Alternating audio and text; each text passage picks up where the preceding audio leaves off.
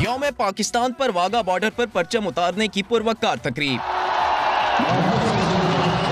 Punjab rangers के शेरदिल जवानों ने दुश्मन के दिल दहला दिए।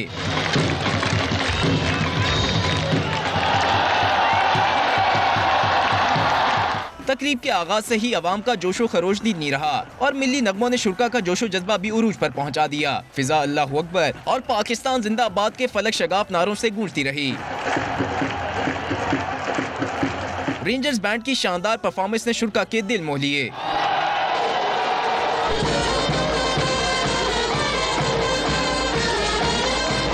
चारों अतराफ सब्ज हिलाली परचमों की बहार दिखाई दी। कई मीटर लंबा चौड़ा परचम भी लोगों की तवज्जो का मरकज बना रहा। नन्हे मुजाहिदों ने भी परेड करके दुश्मन को बता दिया कि दिफाए वतन में वो भी किसी से पीछे नहीं। उसे कदम मिलाते, मुक्के और बाजू दिखाते, आंखों में आंखें डालकर ललकारते रेंजर्स के जवान जब जब जीरो लाइन की जानिब बढ़े, दुश्मन का दिल बैठता रहा।